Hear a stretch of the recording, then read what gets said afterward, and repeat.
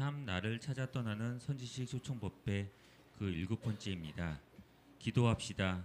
가랑비에 옷 젖는다. 법정 스님께서는요, 해인사를 졸업하시고요, 동국대 석사를 수료하시고 조계종 교육원 불학연구소장, 포교연구실장을 역임하셨습니다. 현재 수도사 회주로 계시고요, 불암사 주지스님으로 계십니다. 그리고 이제 또 한 가지 가장 중요한 사항을 좀 말씀드리겠습니다. 현재 화엄사 불교대학 학장으로 계시는 법장 스님이 제일 존경하고 좋아하시는 사형 스님이라고 꼭 밝혀달라고 하셨습니다. 그게 가장 중요하다고 합니다. 예, 저희 법정 스님을 큰 박수로 맞이해 주시기 바라겠습니다.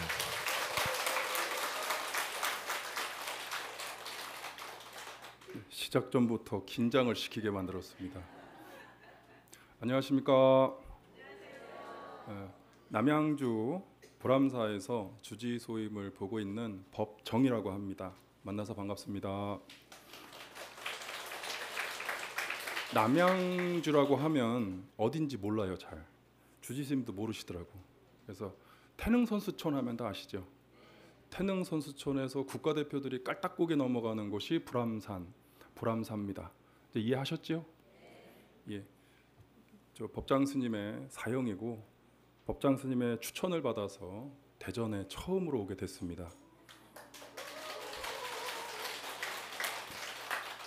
제가 누구인지도 모르는데 이 법회에 흔쾌히 승낙을 해주신 화엄사 주지 해강 스님에게도 감사 인사를 드립니다. 제가 주지소음을 본 지가 얼마 안 됐어요. 그래서 바빠서 밥보다는 핑계로 이렇게 오늘내야 처음으로 주지소음을 뵀는데 송구스럽게 생각을 하고 이 법회로서 이제 좋은 인연을 만들어서 자주 이쪽에 참석하도록 하겠습니다. 감사합니다. 오늘의 주제는 제가 주지스님의 연불 소리를 들으면서 또 신도님들의 칠정내 얘기를 들으면서 아차 싶었어요. 그래서 저는 기도를 좋아해가지고 기도합시다로 주제를 했는데 연불을 너무 잘하셔. 또 신도님들의 칠정내 소리가 꽉 차 있어서 울림이 너무 좋아서 잠깐 제가 긴장을 했어요. 야, 내가 이걸 가지고 법문을 해야 되나. 근데 제가 가지고 온 게 기도합시다. 가랑비에 옷 젖는다라는 주제로 할 거니까 제가 경험했고 기도했고 체험했던 기도의 부분에 대해서 설명드리고 이야기하도록 하겠습니다. 저는 좀 전에 양력에서 나왔지만 해인 강원을 나왔습니다. 해인 강원에서 4년 동안 기도를 하고 기도 공덕을 받고 또 강화 보문사에서 기도를 해서 기도 가피를 받은 부분을 제가 사진을 들고 왔는데 그 가피에 받은 부분에서 설명을 드리고 또 이어서 설명 이어나가도록 하겠습니다. 저 같은 경우는 99년도에 그 불암사 회주 스님이신 일면 스님을 은사로 출가를 하고 곧바로 해인사에 들어갔습니다. 해인사에 들어가서 1학년 때는 그냥 연불에 빠져서 그냥 입에서 귀에서 연불 소리를 듣고 입으로는 흥얼흥얼 거렸던 기억이 있습니다.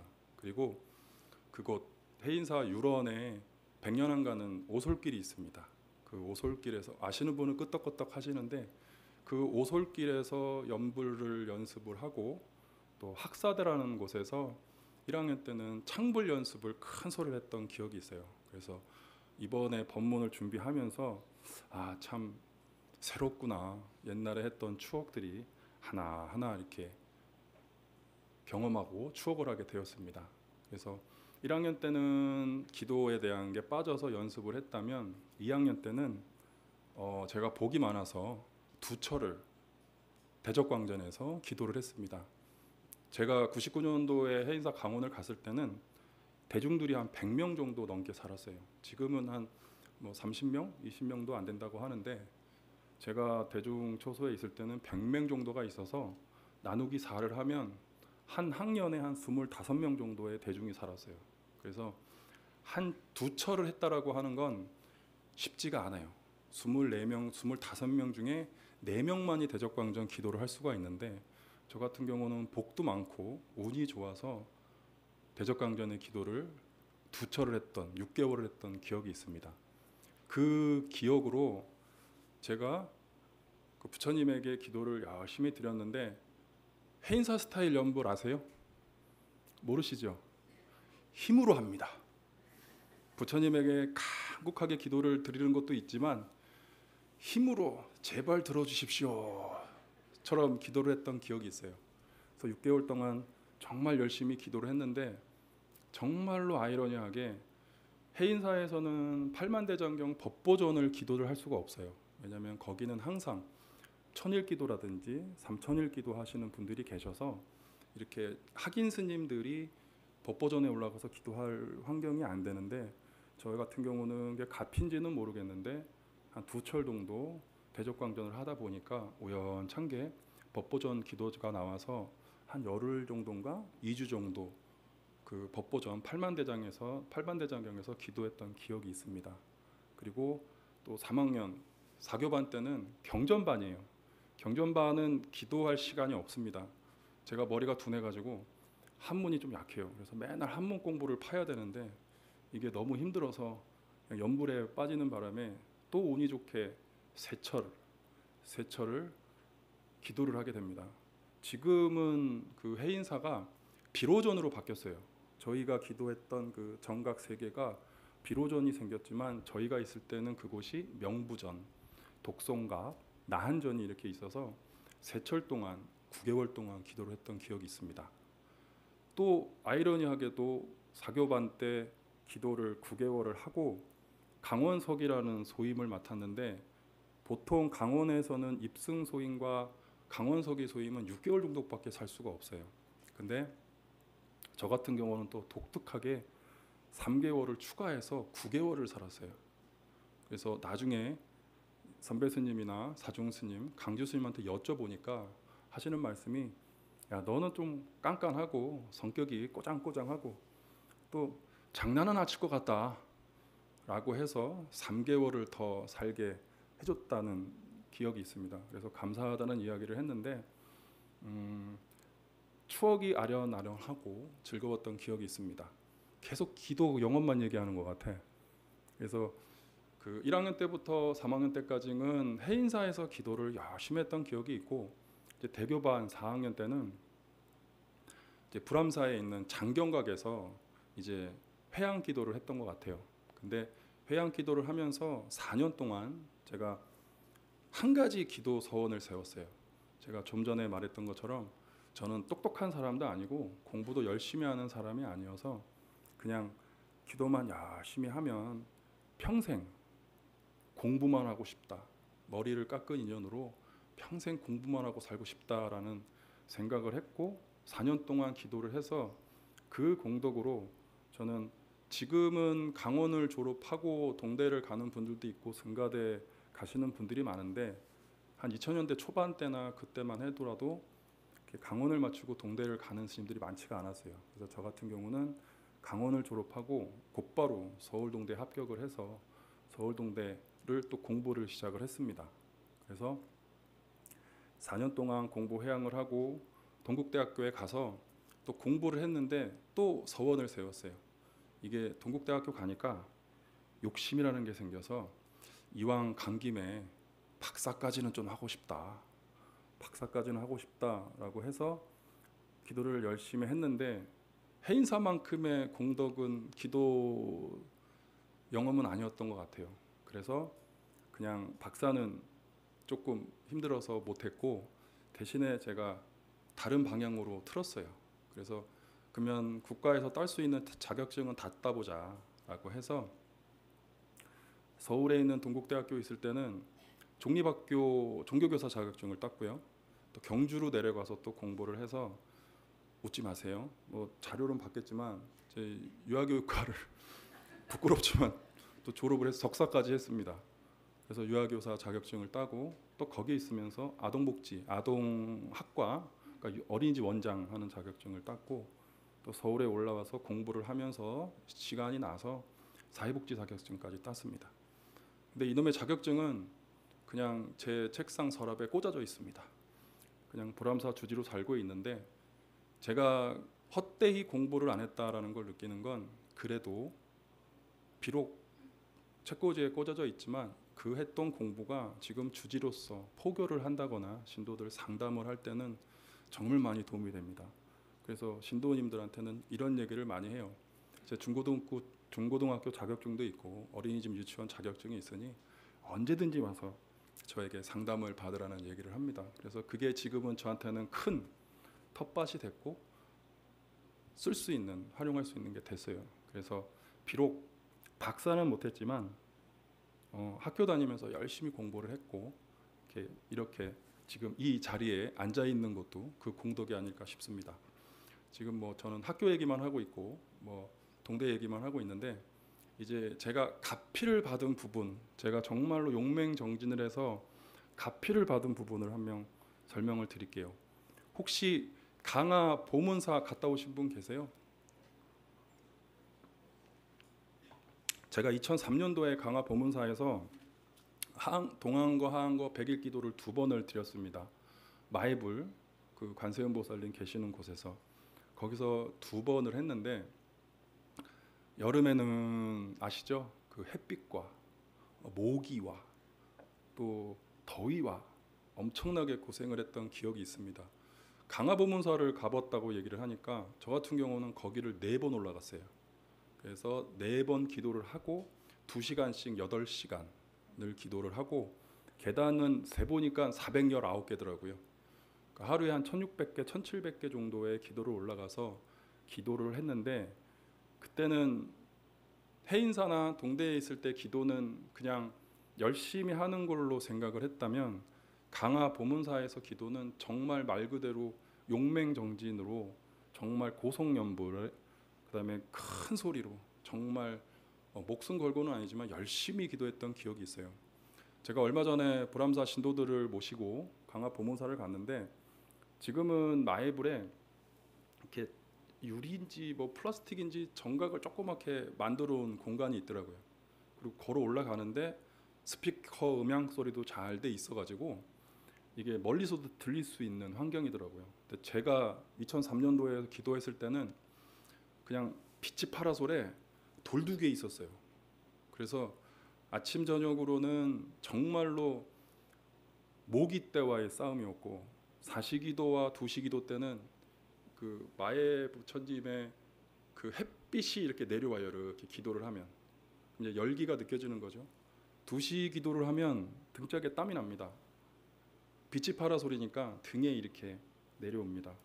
그래서 여름에 그렇게 기도를 했는데 그거를 포기를 안 하고 계속했던 가장 큰 이유는 기도 끝나고 뒤로 돌아보면 야, 이 강화 보문사의 이 석양은 답으로 매길 수 없을 만큼 돈으로 살 수 없는 이 멋있는 자연 경치를 어마어마하게 느꼈던 마약 같은 거였던 것 같아요.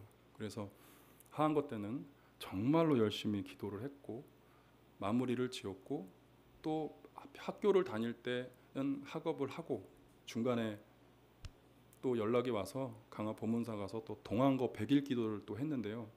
그때는 제가 겨울이니까 제일 힘든 게 추위, 그다음에 또 뭘 것 같아요? 졸음. 너무 힘들더라고요. 그래서 제가 추위에 애리다라는 거를 경험을 해본 게 그 마에불에 올라갔을 때 장갑을 한 3개를 낍니다. 그리고 스키 장갑을 끼고 양말도 한 3-4켤레를 끼고 또 내복과 깔깔이와 가사장삼 뭐 5-6겹을 하고 올라가서 2시간을 기도를 하면 이 목탁은 잡고 있고 목탁채는 치잖아요. 그리고 서서 기도를 하고 발은 움직이질 않잖아요. 나는 전 살다 바느질 그 틈 사이로 냉기가 들어오는 거를 100일 동안 경험을 했습니다. 이 한기는 어떻게 이길 수가 없더라고요. 그래도 열심히 기도를 했고 정진을 했는데 거기서 참 신기한 게 야, 사람 마음 간사하다고 그 와중에 혼침이 오더라고요. 그 영하 15도, 20도 떨어지는데 졸음이 싹 왔나 봐요. 근데 그때 당시 때 기도 마장을 한번 크게 받은 적이 있는데 저는 분명히 기도를 하고 있었어요. 기도를 하고 있는데 갑자기 누가 내 귀에 대고 졸지 마! 라고 얘기를 하는 거예요. 그래서 기도를 하다가 막 으악 소리를 지르고 정근을 하다가 기도를 하다가 어떻게 했는지도 모르고 그냥 축원도 뭐 어떻게 했던 기억도 없고 그냥 그냥 끝냈구나 하고 419개를 한 2분 만에 뛰어내렸던 것 같아요. 2분 만에 뛰어내려와서 이불 속에서 다다다다 떨면서 뭘까 또 지나가는 스님들이나 봉사자분들한테 혹시 마이블에 사람 올라온 적 없냐고 막 물어봤더니 없다는 거예요.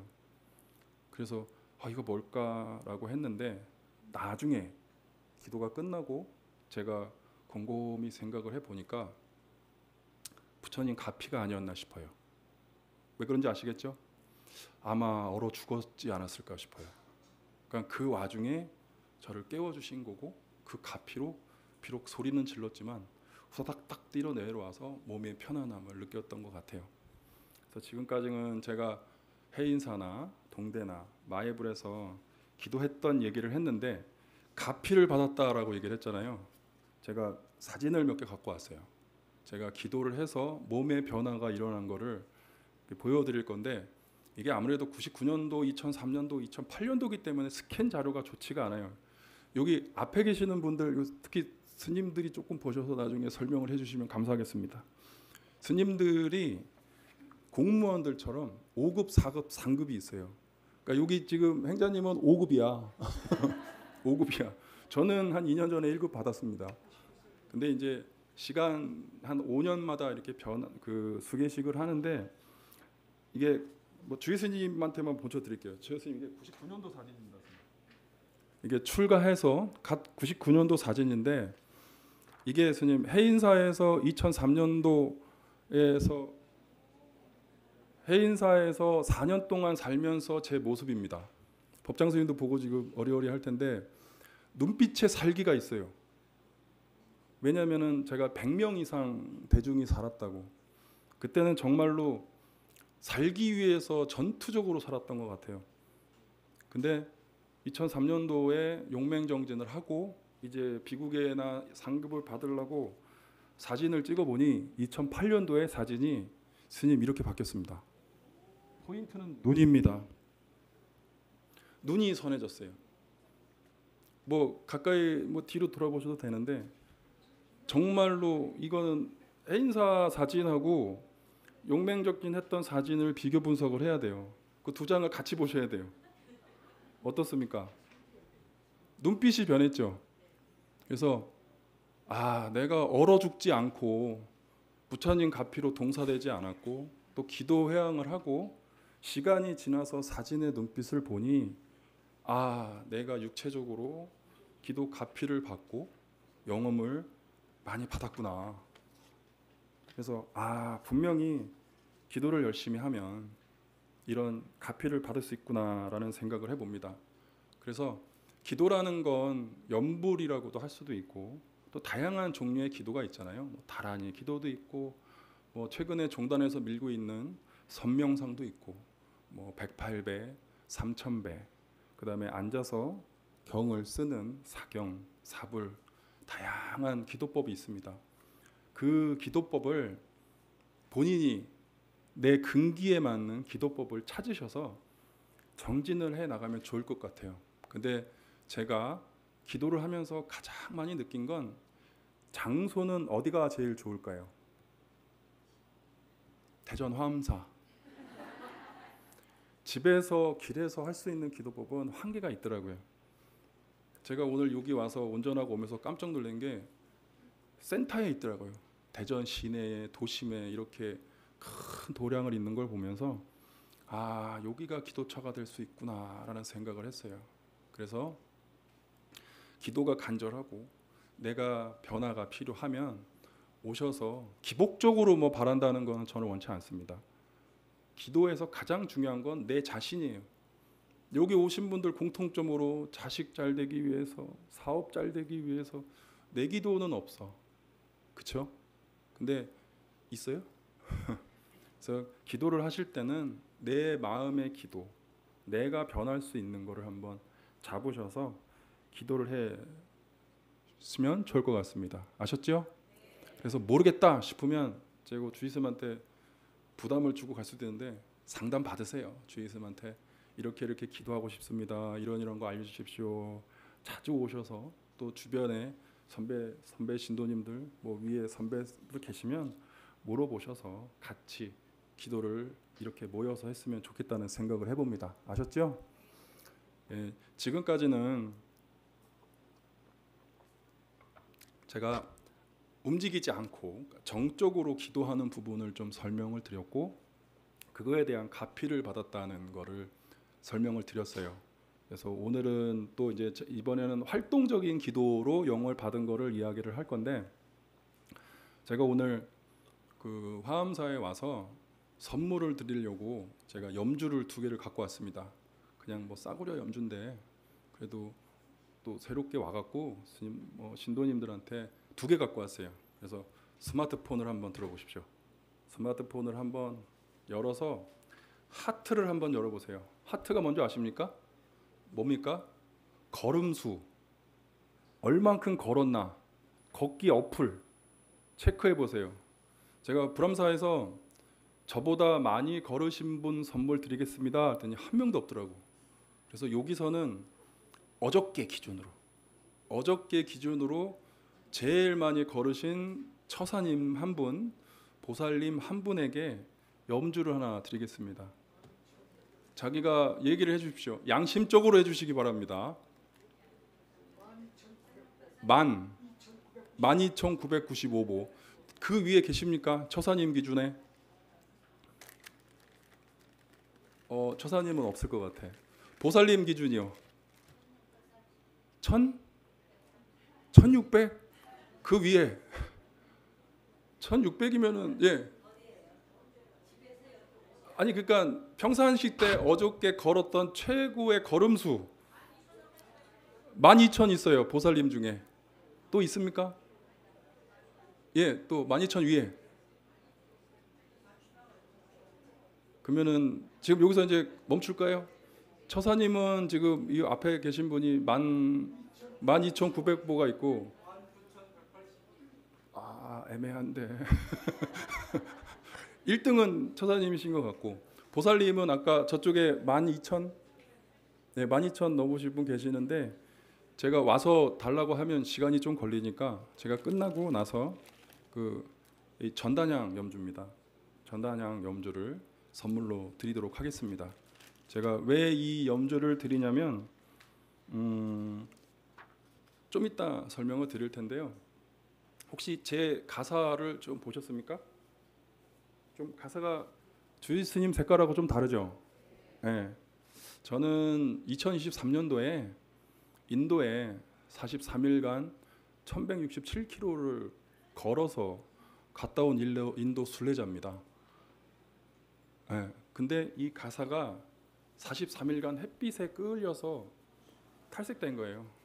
그래서 평상시 때는 그 순례 행사 때는 잠깐 입었는데 대전이 처음이고 또 화엄사 주의스님도 처음 보고 신도님도 처음 보는 입장이라 그냥 처음으로 이 순례 가서를 한번 입어왔습니다. 그리고 이 염주는 제가 인도에서 2023년도에 그 전단향으로 된 염주입니다. 이 만든 건 되게 허접해요. 인도에서 만든 거라. 근데 전단향이고 나중에 불교용품점에서 조금 끝만 바꿔 쓰면 되게 지금도 향이 나는데 이렇게 선물로 드리겠습니다. 모르시는 분들이 좀 있을 것 같아요. 인도 순례를 잘 모르시는 분들. 그래서 스마트폰에서 나중에 검색을 한번 해보세요. 상월 결사 인도 순례라 그래서 그 BTN이나 BBS에 다큐가 나온 게 있습니다. 그리고 보셨어요? 부끄럽지만 저도 조금 몇 컷 나왔습니다.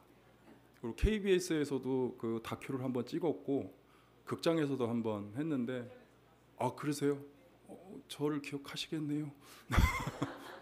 그래서 걷던 그 있으니까 혹시라도 유튜브로 한번 시청해 주시면 감사하겠습니다. 인도 순례를 가기 전에 예비 순례라고 해서 한 3년 동안 예비 순례를 했습니다. 왜냐하면 코로나 3년이 인도를 갈 수 없는, 국경을 폐쇄를 해서 갈 수 없는 환경이었어요. 그래서 3년 동안 예비 순례라고 해서 마곡사에서 3일 동안 100km를 걸었고요. 대구 동화사 2차로 대구 동화사에서 강남 봉은사까지 19일간 500km를 걸었고요. 3차로는 삼보사찰이라 그래서 송광사를 시작해서 해인사, 통도사를 17일간 400km 이상을 걸었습니다. 1차 마곡사를 걸었을 때는 제가 지금도 기억이 나요. 그 숙소에서 누워가지고 이거는 할 수 없다. 이거는 걸을 수 없는 환경이다. 나중에 마곡사 순례를 찾아보시면 그때 충청도에 폭우가 내려가지고 태풍만 안 왔어요. 수해가 엄청나게 나가지고 갈 수 없는 환경이었는데 진행을 했어요. 그래서 3일 동안 진짜 발목 이상 물이 잠겼고 발은 부르터가지고 물집이 빵빵 터지고 이렇게 해서 100km를 걸었던 기억이 있는데 끝나고 나서는 할 수 있다라는 신심이라는 게 마음속에 베껴졌어요. 인도를 가려면 이건 아무것도 아니잖아. 그래서 마곡사 3일 동안 100km 걸었을 때는 신심으로서 할 수 있구나라는 걸 얻었었고요. 대구 동화사에서 강남 봉은사까지 500km를 19일간 걸었을 때는 그 육체를 버렸습니다. 하루에 최고 한 35km, 적게는 한 25km 정도를 걸었는데 발가락이 10개잖아요. 한 발가락에 10개씩의 물집이 터졌어요. 근데 이거는 아픈 건 아니야. 이거보다 더 아픈 건 골반 하고 무릎 관절, 발목 관절이 이거는 어떻게 설명이 안 되더라고요. 그래서 진짜 이악 물고 했던 기억이 있는데 그곳을 갔다 와서 저희가 내린 결론 아닌 결론은 이제 육체는 이제 적응을 했구나. 그러면 인도를 갈 수 있겠다라는 생각을 했고 3차로 삼보사찰을 갔다 왔는데 여기 계신 불자님들이라면 삼보사찰을 갔다 오셨습니까? 다 갔다 오셨어요? 걸어서 송광사에서부터 걸어서 쭉 가는데 저는 대구동화사보다 삼보사찰이 더 좋았던 것 같아요. 더 힘들었지만 산을 9개 넘었어요. 근데 대구동화사보다는 삼보사찰이 좋았던 이유가 대구동화사는 평지로 30km, 45km를 걸었어요. 근데 산으로 이렇게 타니까 하체에 근육이 생기고 허벅지에 근육이 생기니까 골반이나 무릎 이런 것들이 좀 덜 아프더라고. 그래서 대구동화사에서는 육체를 버렸다면 삼보사찰일 때는 하체 힘과 근기 이런 게 생겨서 통도사 마지막 아마 통도사 금강계단은 들어가 보신 분 없을 것 같아. 들어가 보셨어요? 저희는 회양하는 날 통도사 금강계단에 맨발로 들어가서 3바퀴를 돌고 회양을 했던 기억이 있습니다. 창피하지만 좀 울었어요. 왜냐하면 삼보사찰을 4발로 걸었고 회양을 했다라는 그 마음가짐으로 정말로 열심히 걸었구나. 이제는 인도를 갈 수 있겠구나 라는 생각으로 열심히 걸었던 기억이 있습니다. 그리고 이제 코로나가 풀렸고 2023년도에 이제 인도 순례를 가는데 가는 순간 예비 순례였구나라는 생각을 했어요. 인도에 도착한과 동시에 예비 순례는 아무것도 아니다. 인도 가서 제일 힘든 건 새벽 2시에 일어났어요. 새벽 3시에 출발을 해서 한 10시 반에서 11시 반에 도착을 하는데 온도가 38도. 네, 온도가 38도. 그리고 우리가 숙소에 도착할 전후로는 시멘트 같은 하얀 미세먼지가 온몸에 숙소 텐트 안에 어마어마하게 쌓여 있습니다. 그러니까 얼굴을 만지면 그냥 서걱서걱 할 정도로. 그리고 제일 무서운 건 독성 있는 파충류들이 우리 숙소를 주구장창 뚫고 들어와요. 인도 현지인들이 이렇게 사람 키만한 꼬리를 잡고 이러면서 웃으면서 물리면 죽습니다 그래요. 그런 게 주구장창 들어오고 또 저녁에는 그 현지 사설 경찰들이 총기를 딱 들고 야간 근무를 서줬어요. 왜냐면은 도둑들이나 뭐 이렇게 침탈하는 분들이 많아서 아예 처음부터 숙소 옆에 이렇게 칸을 치고 그렇게 잠을 들었습니다. 그리고 평상시 때는 들개가 그렇게 막 쫓아다니고 막 해가지고 어떻게 43일 동안 다녔는지를 뭐 기억할 만큼 엄청나게 힘들게 다녔던 기억이 있어요. 근데 이거는 그냥 제가 진짜 10분의 1, 만분의 1이고요. 육체적인 거는 말할 수 없고 전 7kg 빠졌습니다. 저는 7kg 빠졌는데 제일 많이 빠지신 분이 30kg 이상 빠진 분도 봤어요. 그러니까 제 옆에서 보통 10kg, 20kg는 보통이니까 제가 제일 적게 빠졌어요.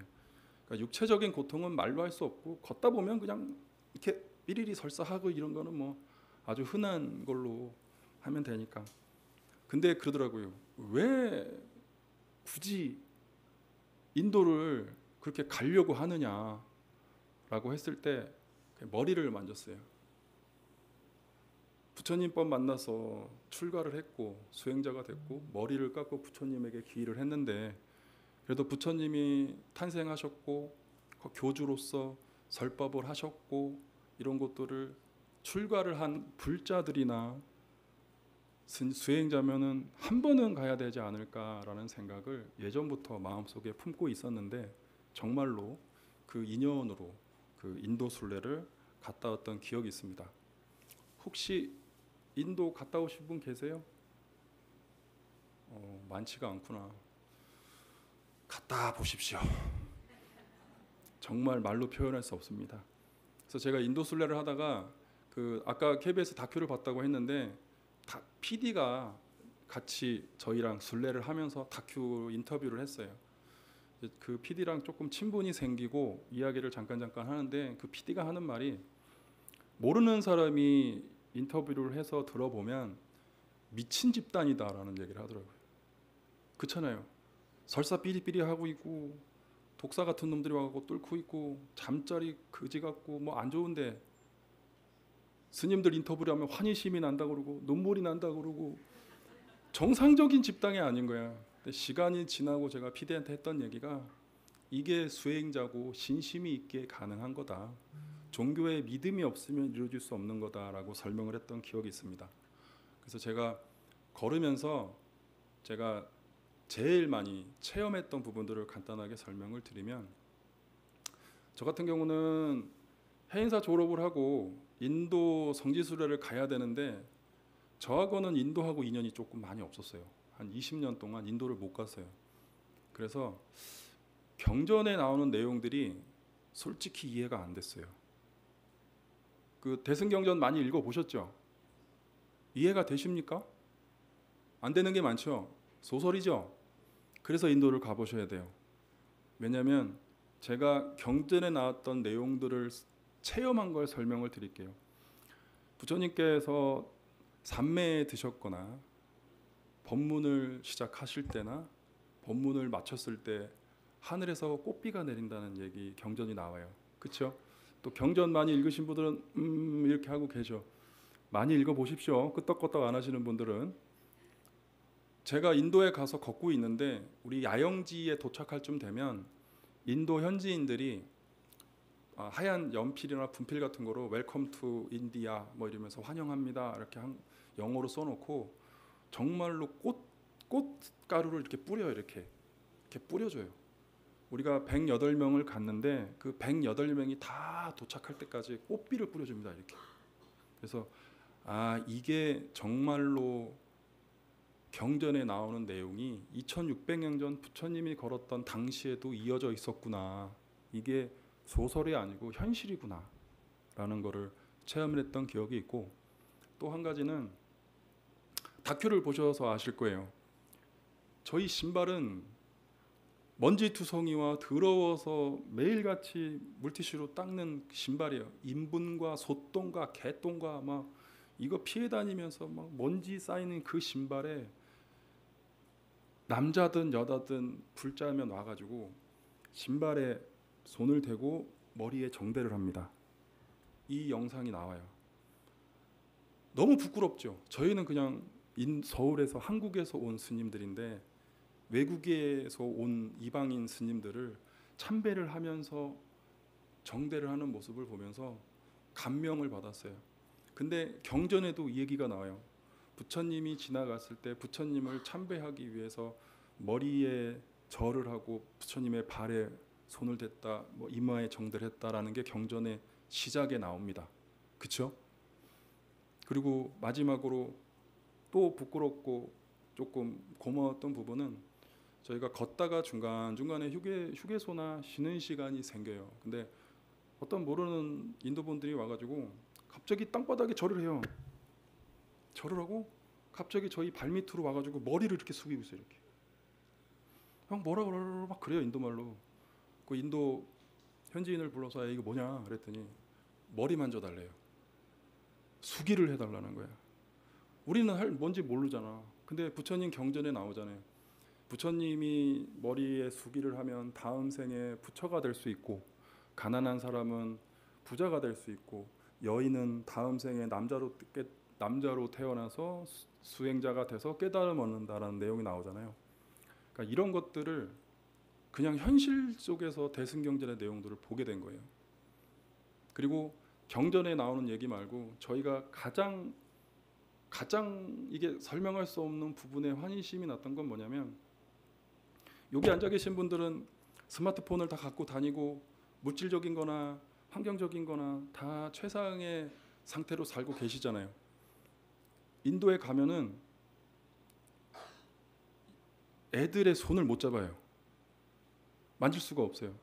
손톱에 때가, 그 10손가락의 때가 상상할 수 없을 만큼의 때가 껴있고, 이빨은 노래같고, 가면 악취가 나고, 온몸에서는 막 설명할 수 없는 환경에 살아고 있는 사람들이에요.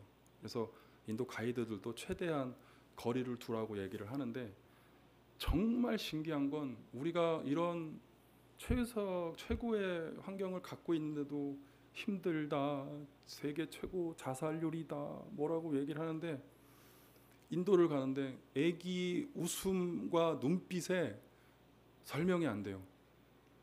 정말 그렇게 청팍한 땅에서 살고 있고, 말도 안 되는, 진짜 인도는, 가난한 동네는 화장실이 없습니다. 아세요? 인도 가신 분들은 좋은 데서 주무신 거야.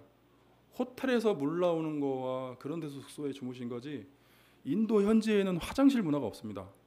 그래서 아침에 되면 이런 물병 하나 들고 남자든 여자든 이렇게 딸락딸락 걸어가요. 이렇게 가다 보면 정말 남자 중 여자 똥을 싸고 이렇게 손을 흔들고 있어요. 그리고 물로 뒷물을 합니다. 그 똥이 물로 들어가요. 강가로 들어가요. 근데 거기서 애들은 설거지를 하고 있고 밥을 먹고 있고 그런 환경 속에 살고 있어요. 근데 그 눈빛의 그 행복한 웃음은 어떻게 표현할 수가 없습니다.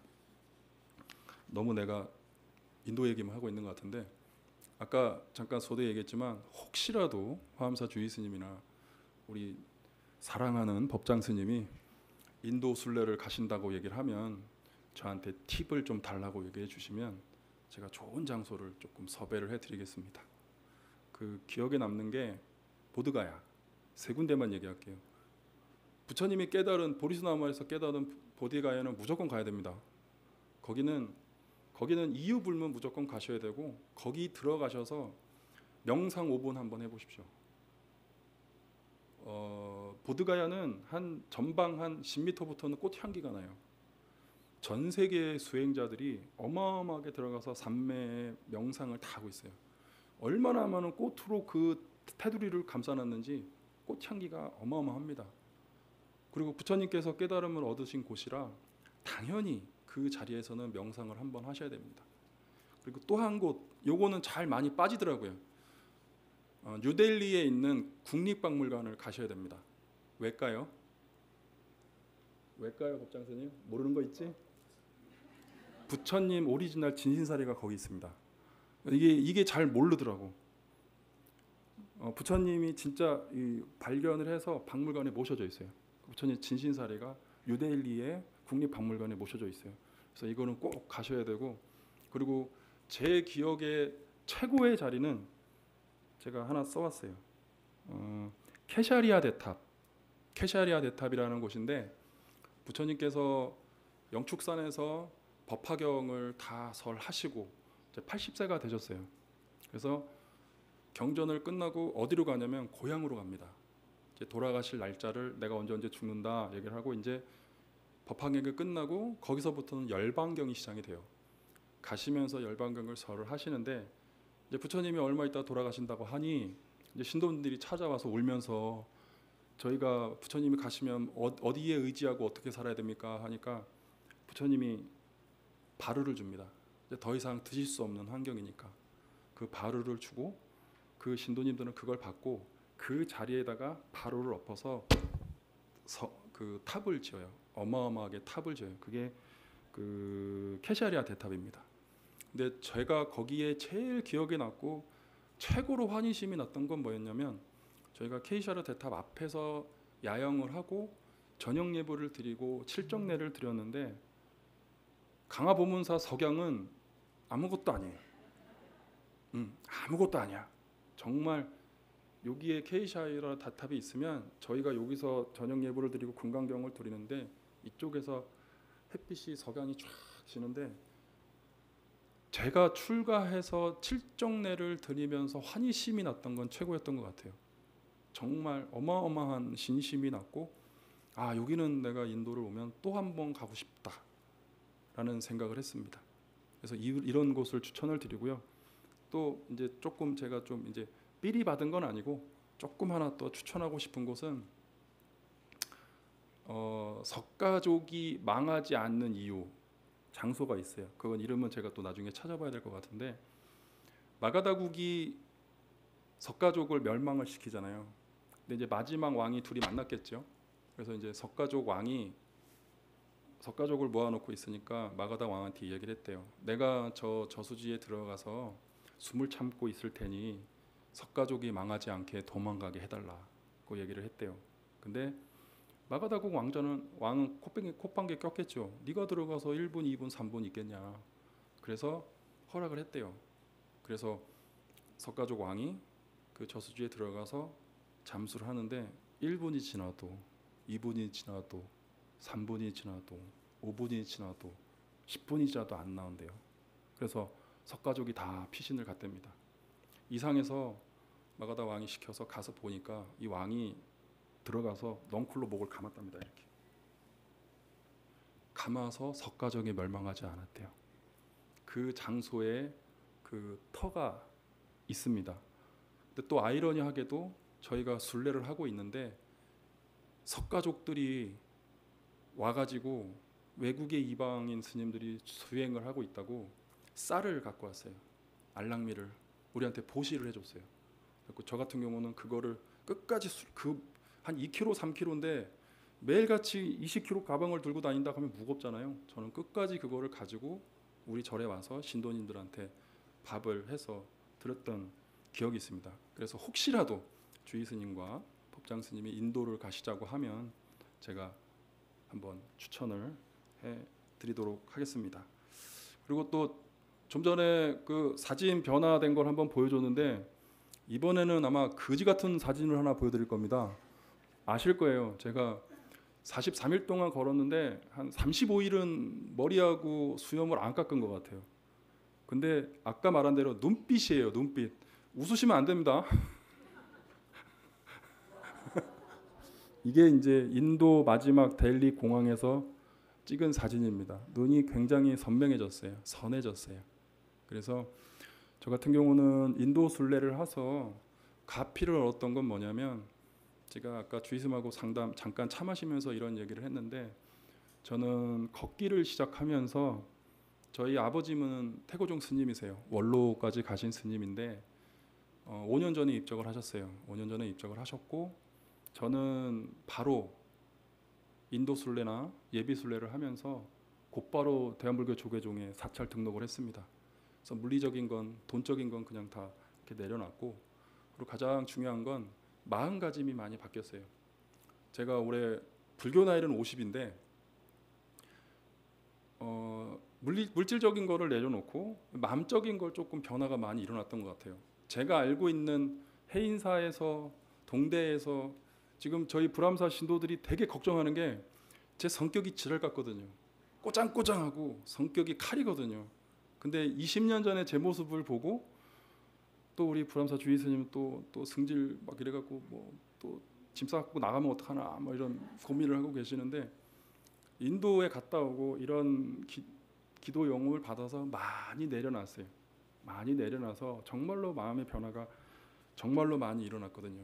그래서 기도를 함으로써 그리고 움직이는 기도, 활동적인 기도, 또 정적인 기도, 다양한 기도들이 있으니까 한번 내 근기에 맞는 기도를 찾아서 한번 해보시면 좋을 것 같아요.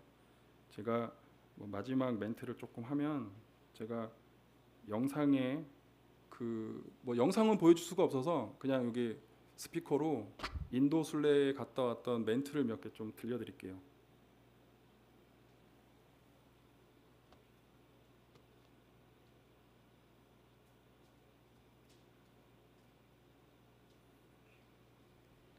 (1200km를) 걷는다라는 생각을 하니까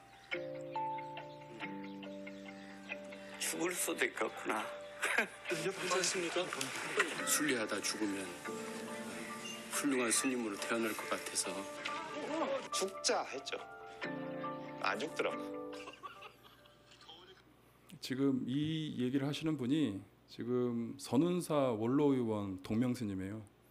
두 번째 스님은 지금 군종교구장 법원 스님이고 세 번째 스님은 그 월정사 저랑 친분이 있는 미럼 스님이라는 스님인데 인도 가기 전에 주사를 한 4개를 맞았어요. 말라리아, 콜레라, 뭐 주사는 다 맞았고 또 가서도 뭐 약을 먹어야 된대요. 그거 먹고 그리고 코로나 시기여서 코로나 음성이 나와야 갈 수 있는 환경이어서 인도 가기 전날은 제가 어머니한테 가서 이렇게 안고 갔어요. 한번 제가 수행자가 돼서 어머니를 안고 갔어요. 아, 죽을 수도 있겠다. 네, 죽을 수도 있겠다. 아, 이거는 정말 한번 내 목숨 걸고 한번 가봤다 와야지라고 생각을 해서 갔다 왔는데 갔다 와서 내린 결론이 뭐냐면 질문을 드릴게요. 행복하십니까? 이봐, 말 못하잖아. 그러면 내가 지금 뭘 했을 때 행복하십니까? 저는 지인들이나 신도님들한테 이런 얘기를 합니다. 1년에 한 개씩 버킷리스트를 만들어서 최소 2개 정도 만들어서 실행을 하시라고. 제가 올해 50이라고 했잖아요. 50 동안 살면서 내가 행복하게 했었던 일이 몇 개가 있을까라는 생각이 들더라고요. 그래서 정말로 한번 마음을 내셔서 정말 내가 행복하게 살 수 있는 길을 한번 찾으셨으면 좋겠다는 생각을 해봅니다. 아셨죠? 네. 오늘 법회가 백중 5제더라고요. 그렇죠? 백중 5제인데 이제 2번 이제 14일 남았습니다. 그래서 제가 마지막으로 2주가 남았으니 용맹정진을 한번 해보시라는 표현을 해주고 싶어요. 정진을 한번 해보고 내 근기에 맞는 기도법을 찾는 것도 괜찮고 한번 내가 정말 목숨 걸고 한번 기도를 해봤나? 한번 생각해 보시고 남은 2주 동안 한번 열심히 정진을 하시면 뭐 이런 그지 같은 뭐 가피도 받으니까 좋은 기도 영혼과 가피를 받을 수 있으니까 한번 2주 정도 남았으니까 열심히 정진해 보시기 바랍니다. 아셨죠? 네, 감사합니다.